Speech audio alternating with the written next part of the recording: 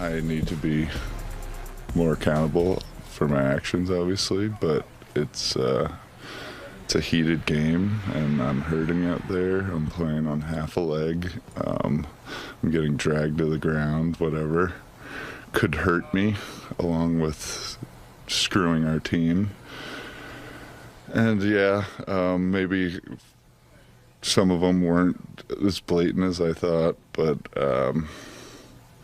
I don't know. It's I think there just needs to be more accountability on. I mean, if I say something to them, I get a $40,000 fine. But if they blow a call that ruins an entire team's season, they're probably back in the locker room after the game, like, got that. Oh yeah, got him. 15 yards. What a loser! I guarantee it. That's what they're talking like in the back. Whatever. Power trip. I'm sick of those people, and I'm just about my third F-bomb so far. Sorry, but man, oof. Yeah, Joey Bosa. I love it. He said after the game, I'm not going to say anything because I don't want to get fined any more than I already will. Right. Now that came from what they call the locker clean-out day. It's the final day after the season ends. The reporters are there. They can talk to whoever. That's when he really unloaded. And I have a feeling he's going to be hearing from the league about that. I mean, yeah, I'm sure.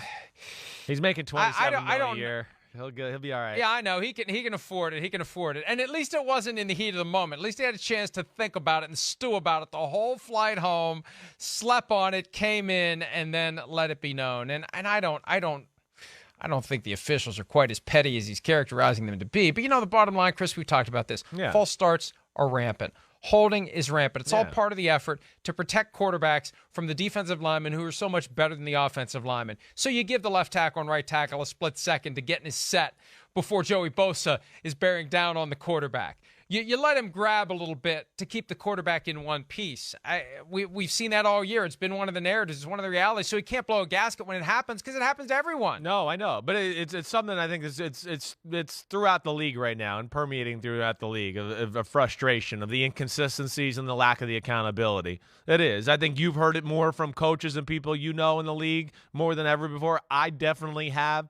There is and I think you even wrote something right last week about there's full-time officials might be gaining some steam. Yeah, something needs to be done. And it pisses players off like Joey Bosa. Wait, everything's about the quarterback. They make the most money, but we're not allowed to touch them, and we protect them, but nobody gives a crap about anybody else on the football field, and you can rip my shoulder off and break my knee, and, oh, so what? You're not a quarterback. That's where I think players are pissed off and annoyed by that too, let alone what's the point of having $27 million defensive ends if you're going to let people hold the whole game? Man, we just shouldn't play defense anymore. And hey, listen, it's a deep subject. This is where college football is failing the NFL a little bit because, the SEC and the Big Ten are the only teams that run the football and actually teach their offensive linemen how to block. So there's not enough to go around. And like we've had the discussion, there's 8 good defensive linemen on every football team right now. And it's gotten to the point between, we like offense and we want the game to be good and we want to go over and, beyond protecting the quarterback that, Mike, we see holding so much, and it goes out. We've basically been told by our bosses and stuff, like, hey, we've done it enough. Let's not go run through another 5-minute segment of a game showing a left tackle holding 45 times in one game. And that's where it's got to change. And it's not fair to teams that are built through the defense like that. They're getting a leg chopped out for them right now because of the current state of the game, and that's where I think it has to have a serious discussion in the offseason.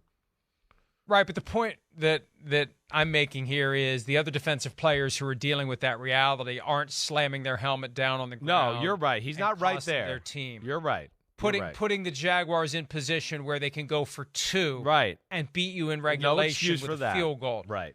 There's a straight line right back to Joey Bosa's antics. Yes. You've got to control yourself. You may not be happy, but you're a grown man.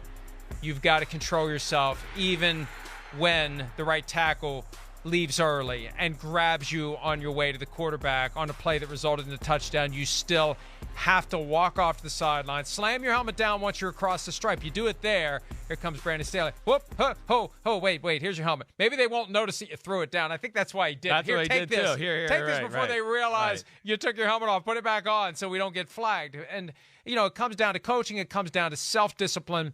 And that's there are a lot of reasons why the Chargers lost that game, but that moment there did not help, and you've just got to control yourself. Hi, it's Mike Florio. Thanks for watching PFT on YouTube. Hit subscribe for the latest news and analysis from Pro Football Talk.